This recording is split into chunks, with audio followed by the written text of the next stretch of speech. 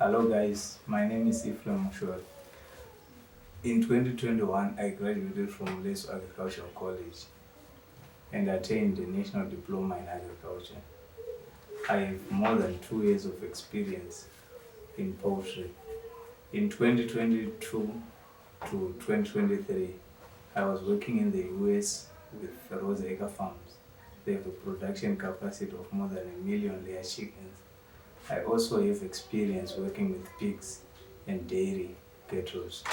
I am a very honest and hardworking person. I am able to work under pressure and make informed decisions quickly when there is need to. I'll be looking forward to be working with you. Thank you.